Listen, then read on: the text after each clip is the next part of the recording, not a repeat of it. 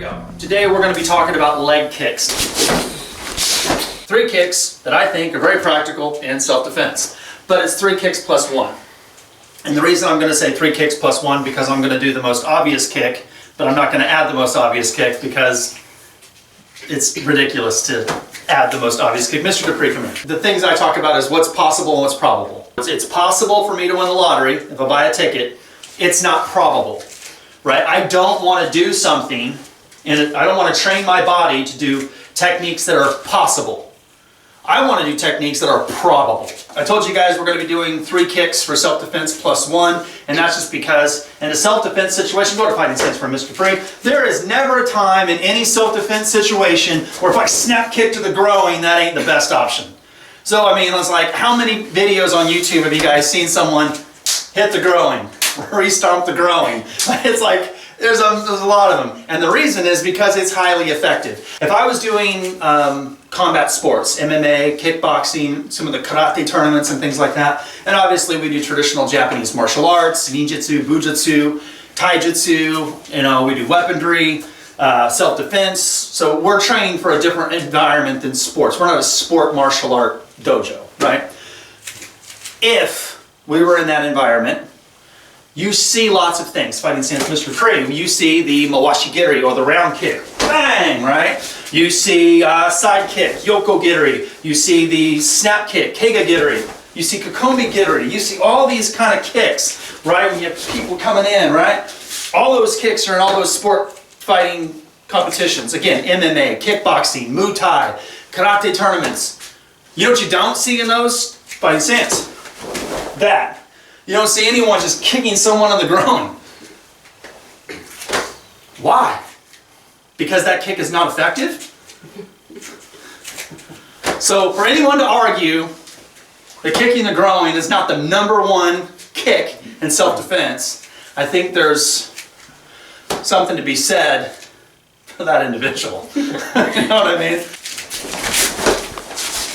If you can't find yourself able to get to there for some reason or another, you just, maybe it's angles, maybe they're moving in a certain way, maybe your footwork's off, the timing's not there, the distancing ain't there, whatever the situation is, if you can't find a way to get that kick into the groin, what are other options? First one that we're going to be looking at is what we call like a wedge kick or like a Soke Yokogiri, right? That's one that I think is highly effective. Now, you've got to use it in a time of which you can use it. Now, I can take my leg and I can thrust kick the hell out of it like a Kokomigiri right to his thigh, and it'll kind of hyperextend that leg right there, right? That's a good kick.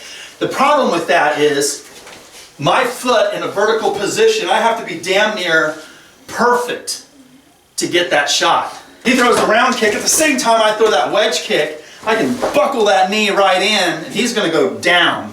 If I throw it, I can cover up and I can just jam that in there. That can give me an opportunity to then follow up or evade. The next kick that we're going to be talking about is Yokogiri, but not in the classical sense. I know everyone knows the whole, here, come on this up on me. So everyone gets this idea of like the classical, you know, karate or kempo kick where they're kick like this, side kick, right? So what I'm talking about with Yokogiri is when you face your opponent, it's 12-6. So what I mean by that is I'm seeing 12 o'clock and then I'm 6 o'clock, right? So we're seeing each other like this. If there's a way that you can step off that line and you can either get to like 11 o'clock or 1 o'clock on the spectrum, when he throws the jab and I parry off again, I kind of cover up. See, if I've stepped off to this angle, I'm going to side kick into that ankle so I can push his leg that way and jam it open there. Because then you have, you know, options to the groin, back fist strikes, whatever you have, but you're knocking them off balance. The big thing here, you know, we was training like Kopo Jitsu, bone breaking. You want to break their balance, break their structure, open it up so you can do something else.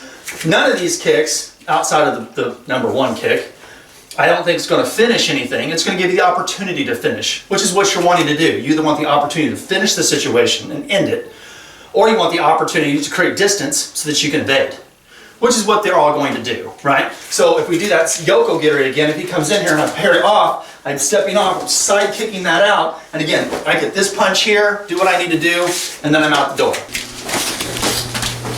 The third kick is the one that I think everybody talks about and everyone absolutely loves, Miwashigiri, right? If you're going to do it, there's a specific way you're going to do it for self-defense.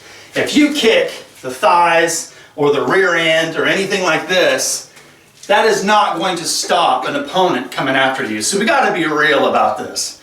If you're going to do the round kick, right? So if I'm going to spin through and I'm going to bring my knee up and chop down, that's what I want you to do. You should be chopping down on the knee at a 45, coming in there, and you should be breaking something. Now again, this is a situation to where, you know, I think there are better options. Unfortunately, we live in a world where people like to watch the MMA and the kickboxing, and they see those techniques, and they think all those techniques 100% translate into the self-defense world, which they don't.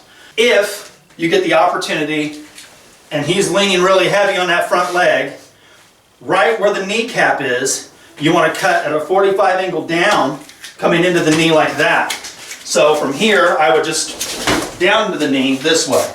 And then as you slide behind him, so if I strike here, so I step behind him, that's when you strike in this way. One thing I want to add with Miwashigiri that it does give you where, say, the other ones kind of don't. Generally what you're seeing is you're creating distance. You're breaking their structure, and it allows you to create distance so that you can then get to safety. Right? Self-defense doesn't always mean you're trying to beat somebody up.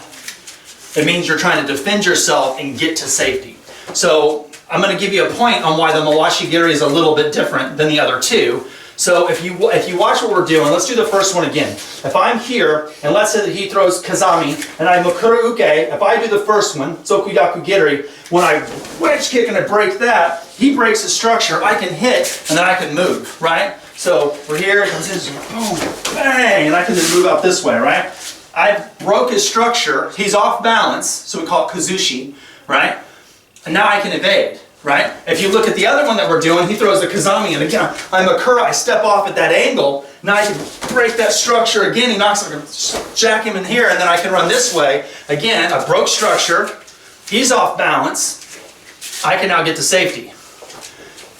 Now you look at Miwashigiri, you don't get that same option. What you're doing with Miwashigiri is you're committing to closing the distance, which is why I'm putting this kick in there, only because it tends to be one of the more talked about kicks in the world because everyone sees it in sport martial arts.